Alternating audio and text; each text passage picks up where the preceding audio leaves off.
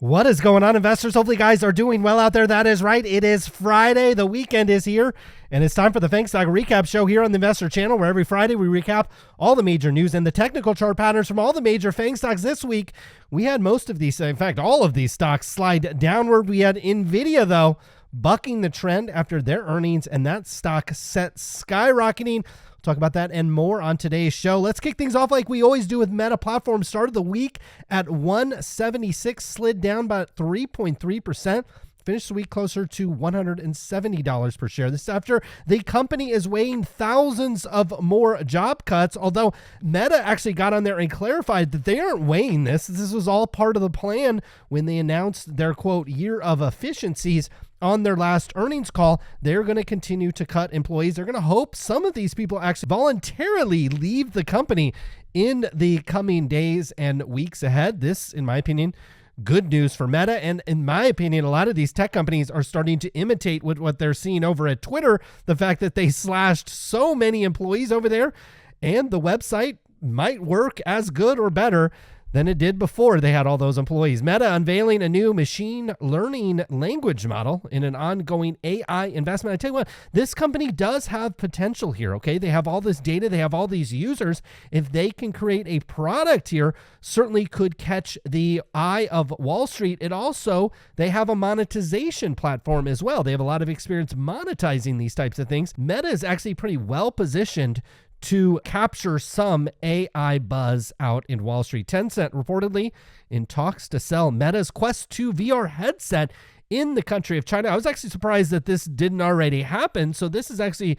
relatively bullish if they can get that headset into the country of China. Meta to launch a monthly subscription service for Instagram and Facebook, almost like literally identical to what Twitter is doing. You're going to be able to buy a blue check mark for essentially $11.99 per month on the web. If you go through an iOS or Android device, the subscription price goes up because they have to pay those companies a quote app tax for that.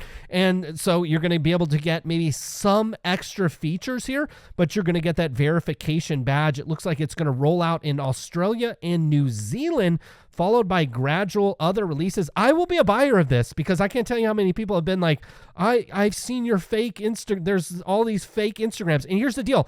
I end up reporting these fake Instagram accounts, and then I get a message back from Meta saying, well, we didn't do anything about it. And it's just a joke.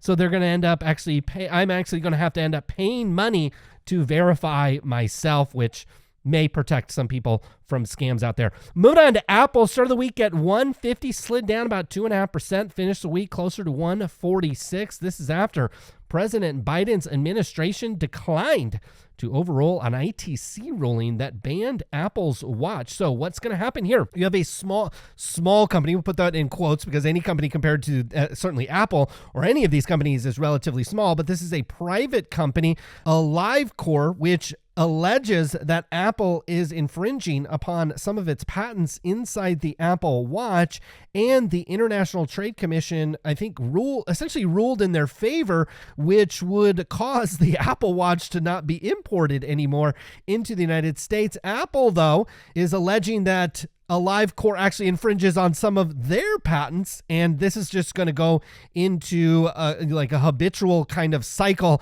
in terms of rulings appeal. And so this ruling doesn't go in effect to effectively ban the Apple Watch until all appeals are heard. And chances are a company with $2.3 trillion market cap is going to, at the very least, outspend a small company that is probably going to be struggling to pay their bills here in the coming future if they decide to go toe-to-toe with Apple. My guess is a settlement likely coming there at some point. Apple nears bid to shake up glucose monitoring market. Now, these kind of, we'll call them remote or passive glucose monitoring systems. These have been in the works for a while. A lot of people still do kind of the finger stick and then onto a reader. There are remote monitoring systems or constant monitoring systems. I think you have have to abrase your skin. I don't think you're puncturing your skin. I think there's some kind of abrasion, at least some of the medical technology I've looked at in the past. Apple's alleging, or, maybe be able to do this right from the Apple Watch. So you just put your watch on and it monitors these levels. If they're able to do that, they likely have some patented technology there. And maybe you get Abbott Laboratories and Dexcom alleging that Apple infringes on something. We'll see what happens, but this would be a major leap forward, in my opinion, for the Apple Watch. Something that would be, look, we got a $2.3 trillion market cap on this company. It wouldn't move the needle that much, but it would probably move the needle a little bit on those Apple Watch sales. Apple expected to release second generation mixed reality headsets sometime in 2025. We haven't even gotten the first generation of these yet. My guess is Apple actually has a finished product here, not necessarily on the second generation. They have a product that if they wanted to, they could release to the market, or, they're within, a few months or a quarter or two of releasing something. That seems to be kind of the MO of Apple. They get a new product right to the finish line, and then sometimes they don't get released. And so we'll see what Apple decides to do when it comes to a VR headset. Apple reportedly named executives to build out their streaming ad business. So they obviously have acquired a lot of streaming assets over the past couple of years to add to its Apple TV Plus business. They're also getting into kind of the live sports as well, where you might be able to layer on some advertising on that. And maybe you get kind of a freemium or an ad-supported version at Apple at some point to go along with what we've seen at other streamers, including Hulu and Netflix. So moving on to Amazon, start of the week at 95, slid down about 2%, finished the week at 93.50. Amazon closed on that $3.9 billion acquisition of One Medical, the FTC declining to go toe-to-toe in a courtroom where actually they would probably lose again in terms of this. And so a lot of threats. Again, we say it here multiple times here on the channel. There's a lot of hot air that comes out of the FTC. You all know this. There's a lot of hot air that comes out of Washington, D.C., and it always focus on what actually happens and what actually gets over the finish line. In the case of like legislation, something that is actually signed by the president, and in this case actually goes to a courtroom and then is a ruling against Amazon. There was a lot of hot air in this. We'll talk about it from the Activision Microsoft deal here in a second, but a lot of hot air ended up being a deal closed for Amazon. Backlash at Amazon after employees ordered back to the office just a couple of days a week, and these spoiled white-collar workers are complaining on their Slack message boards that they have to actually show up to work in order to work at Amazon. My advice to Amazon, and I know this is going to offend about 30% of the people that watch this, fire them all and go hire some people that will show up. Moving on to Netflix, start of the week at $343, finally kind of hit a wall. I mean, look, the stock over the last 6 months is up like 40%. So to be down 7% over 5 days, obviously a big drop, but finally this one hit the wall of its technical pattern. We'll show that to you here in a moment. Finished the week down 7.7%. Finished the week at $317 per share. Netflix cut some of its global prices as it wrestles with growth and revenues. And so what I also saw, a different headline as this, is they cut some pricing because what they did is they eliminated that password sharing. And so a lot of people were sharing passwords at a higher price. So I think what Netflix saw is when they didn't allow password sharing, that, those people that were sharing the passwords, maybe the price was a little too high. So they decided to drop the price to invite more people in, and we'll see if that works. I don't think we got I don't know if we were even getting a subscriber number. I know we're not getting subscriber growth projections from Netflix anymore.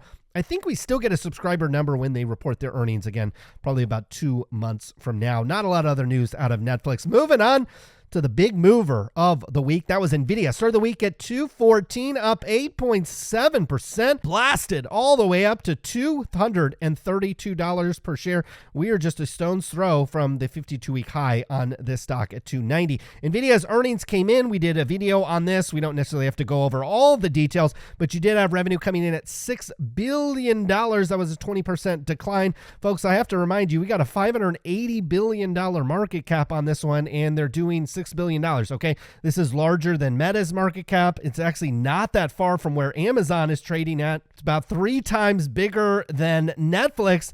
We're not talking about $60 billion worth of revenue. We're talking about $6 billion of quarterly revenue. Obviously, investors thinking it is going to just continue to expand, because if it doesn't, then the stock is going to reverse pretty quickly. AI is at an inflection point, and this is what most people are pointing to, and it's an accurate statement. All of these AI models, they're being built on, you need a graphics card and you need computing chips that are made almost exclusively by NVIDIA. And so, look, I think Amazon has a chip, but they're using it for their own proprietary uses.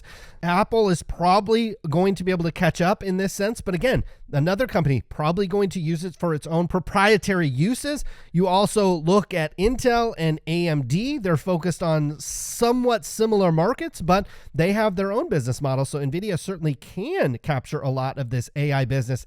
And obviously the stock is, in my opinion, the stock is actually pricing this in. And so sometimes in that case with Wall Street, you get retail to pile in, and then retail gets stuck holding the bag, when the major gains were actually just over the kind of the last 6 months with this stock, and it's kind of pricing this in already. It's kind of one of those things where you bought the rumor and now you're going to have to sell the news. Moving on to Google, start of the week, $92 per share, end of the week down about 3.9%, almost bought shares of this today, finished the week close to $89 per share. Google accused by the DOJ of destroying internal chat records needed for an antitrust case. Which antitrust case? As we'll get into in a minute, there's actually 3 of them potentially going forward with Google. Look, it doesn't surprise me that the company would do this. The thing is with the DOJ, is they could subpoena any of these employees. And I know if the DOJ was knocking on my door, I would have nothing but the truth flowing out of my mouth, no matter what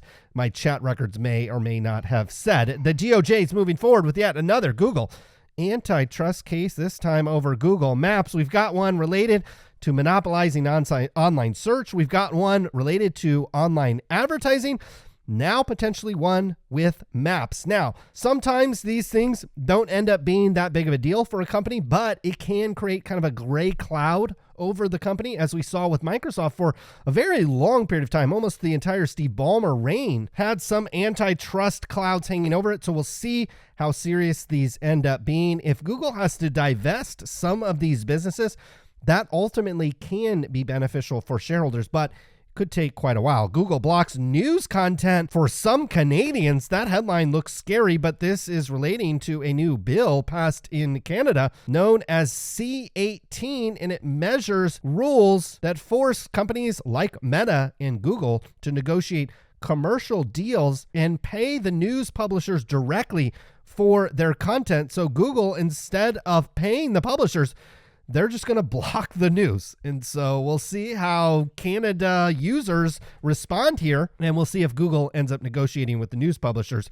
or something happens there. Online speech showdown. We've got the Supreme Court hearing I think 2 different cases as it relates to free speech here in the United States. A couple of years ago, a young American was tragically lost their life, and the family for that young individual alleges that YouTube is to blame for the algorithm encouraging radicalization of terrorism, and a similar lawsuit going against Twitter later this week. We'll see how the Supreme Court rules in these types of things. If you were outside of the United States over the last, I would say over the last 6 years in particular, since Donald Trump was elected, he appointed 3 different Supreme Court justices to the bench, and it shifted the rulings that you're seeing out of the Supreme Court more towards what some people would view as conservative, but in some people would look at it as more to how the Constitution is written. My guess is you will get something that protects online speech,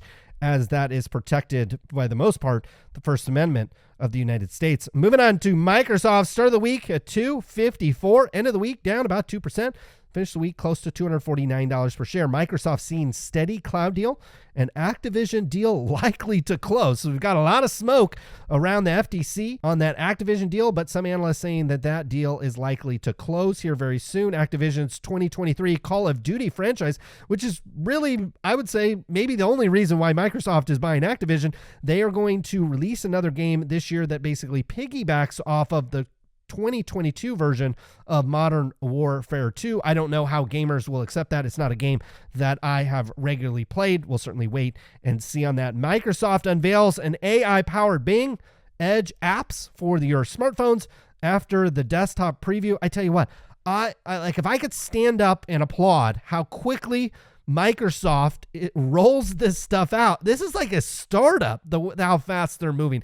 Google's over here and they can't even roll out like a beta version of this stuff. Microsoft's already shipped a desktop search engine. They've already started shipping apps, of their browser, which is well used. Okay, if you own a website and you look, Edge is like a pretty popular, like it's not something that people don't use. And while Bing only has 2 or 3% of the search traffic, 2 or 3% of search traffic is a big number, okay? And they've shipped products like in a 30-day period. Hello, Google, hello. This is why some of you guys get really butthurt when I criticize the CEOs of these companies. This is like your quarterback throwing 5 interceptions in a row. That's what Sundar Pichai is doing over at Google, and the Microsoft's QB is looking like Patrick Mahomes just winning Super Bowl after Super Bowl. At some point, maybe you need to make a change at quarterback if they aren't getting the job done. Moving on to Tesla, start the week at 208. This one also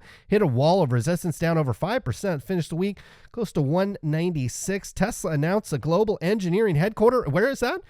In Palo Alto. So Elon Musk takes his headquarters, not the manufacturing capabilities of Tesla, but he took his headquarters and opened up his headquarters and a large manufacturing facility in the great state of Texas.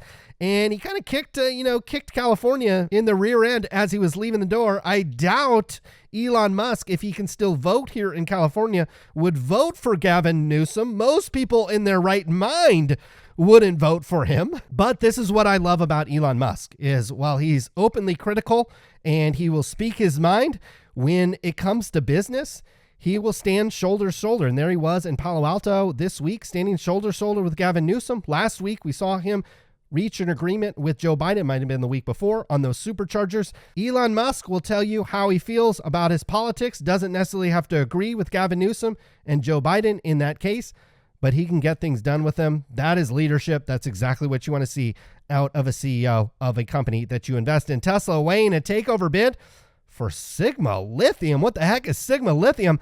It is actually a publicly traded company with a market cap somewhere in the $3.5 billion range. I just did very surface level research on this company. I believe they're pre-production, essentially even pre-revenue. The company's been around a while and it's just skyrocketed more recently, as I'm sure they're doing some excavation and developing their ability to mine this lithium. So we'll see what happens. I remember when we did Tesla's earnings call just a couple of weeks ago, they took out essentially a line of credit. I think it was for like $5 or $6 billion.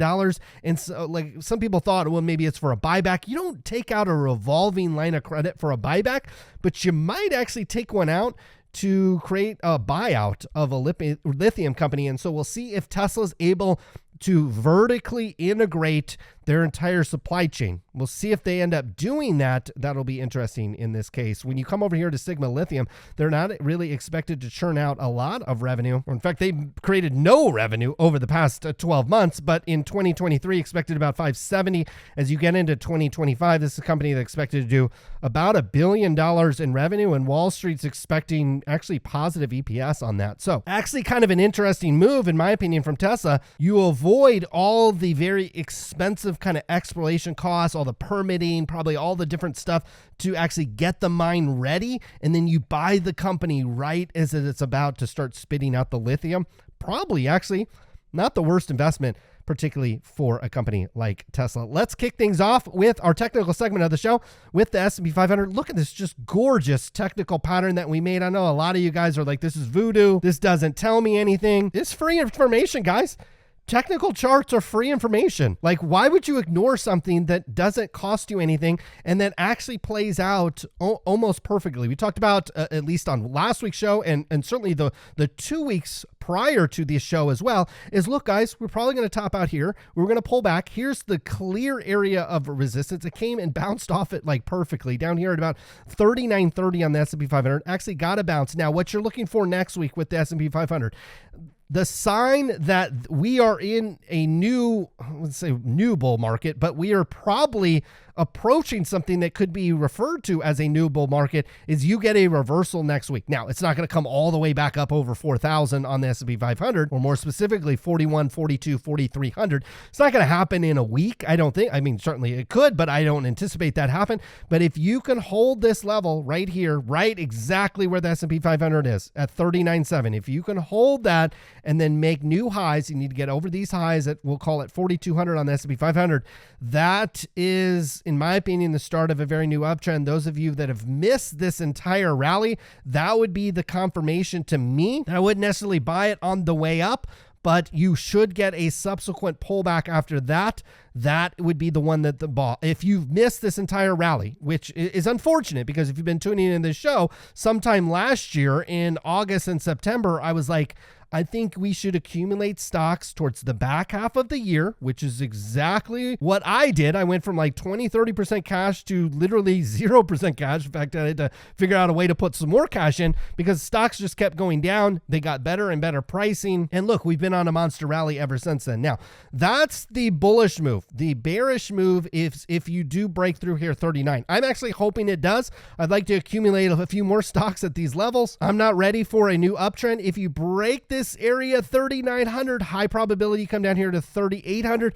That would be the line, literally the line in the sand. I think I made it a brown line for that reason, like representing sand. If you break through this line in the sand, you are absolutely retesting the lows that we made back in October, and likely, in my opinion, probably making even lower lows than that. That would be a fantastic opportunity if that materializes. We'll see what ends up happening. Again, we're on the tipping point. I wish I could tell you one way or another. I don't have a crystal ball. I don't have Miss Cleo's cell phone number anymore. I can't tell you if we're going to bounce here or we're going to go lower. I just know when it happens, I'll be prepared. If we bounce higher from here, I'll understand that the technical pattern is still in place. This uptrend is likely very firm and we can start erasing some of these downward trend lines. If that doesn't happen and we break lower, then I'm bracing myself for a much deeper drop and positioning myself as a long-term investor to buy even more stocks as it gets to these levels. And I promise you folks, you got to make those decisions right now. The reasons why I'm telling you this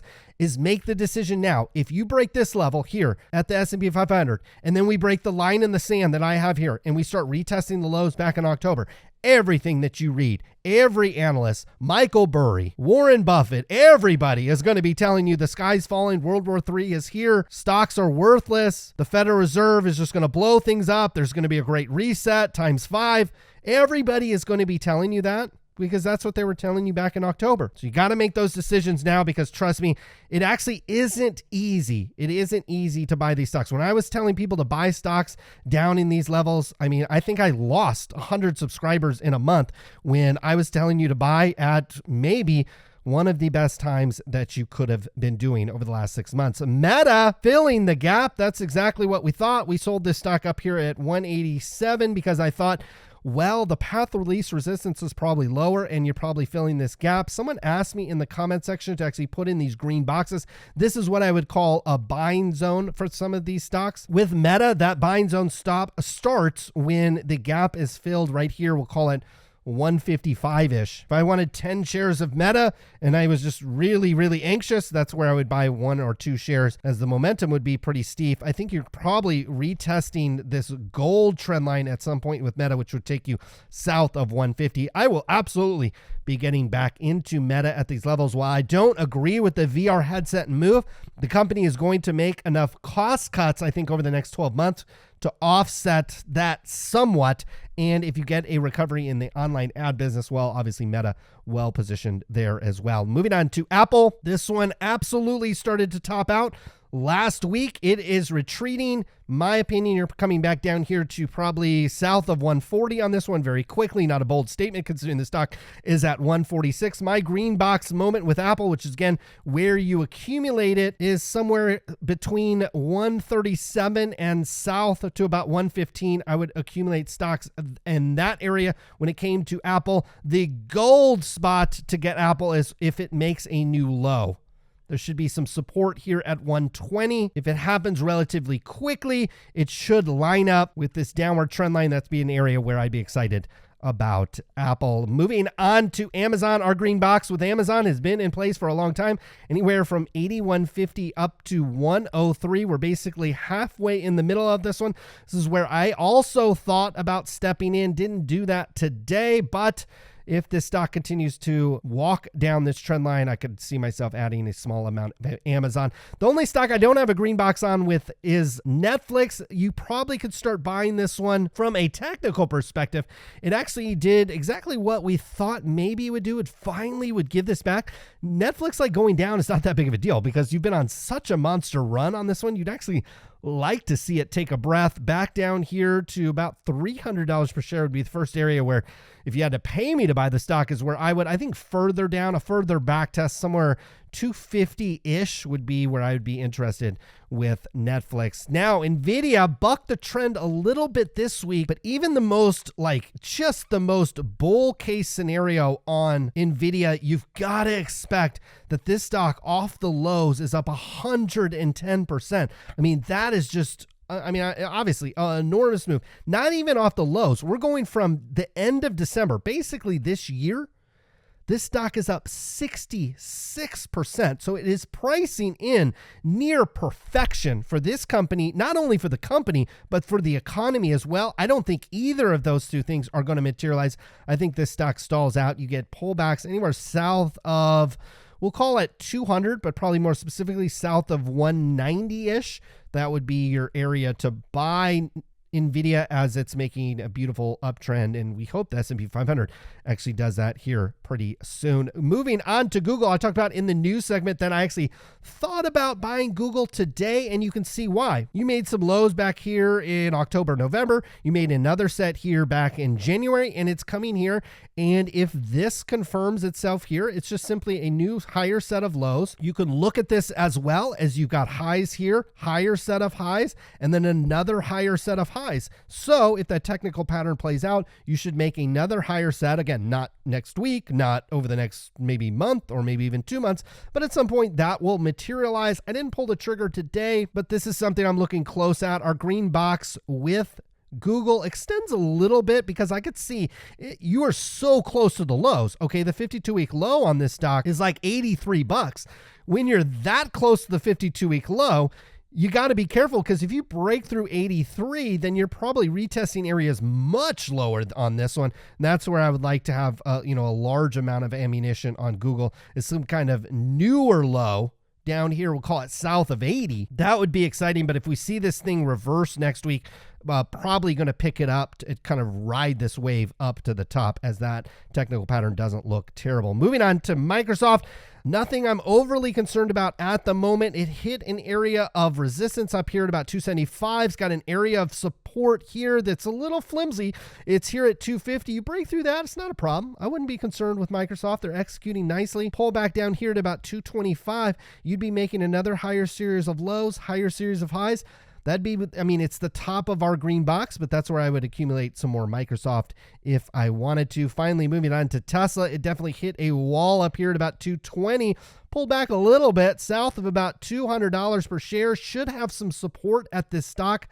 Somewhere in that, you got to almost plus or minus 10% on a Tesla. Usually it's maybe like just a couple of percentage. When you got a high beta, high, variable stock like this, same thing with NVIDIA, same thing with Netflix as well. Amazon to a lesser degree. Somewhere here in the 170, 180 range, you'd expect some support. So we'll see if Tesla is able to kind of pull back to that area and then maybe bounce to another high. That would be very bullish if it's able to do that. If not, you're probably coming down into this green box with Tesla, which bottoms out at, really the 52-week low, down at about $100 per share up to maybe we'll call it 170. So this one's outside of that kind of buy range for me. But yes, most of these stocks outside of NVIDIA is taking a breather. It's not overly concerning at the current time because as we pointed out, out numerous times whenever we review the S&P 500 is we were likely to come back here and retest this area. We are watching here's the critical area. Will it break through this area? It breaks through this area. Nothing is an immediate buy because you got a long ways to go from 39 down to 37. And if you rebound at this area and make new highs, in my opinion, you probably can take some chips off the table if you're more conservative in that sense. I wouldn't chase these rallies, but you make a new high, the subsequent pullback is where I would be excited about buying in if you've missed this rally like many have. Hopefully you guys enjoyed today's video. I'll be back again next Friday. Enjoy your weekend. Good luck with your investments.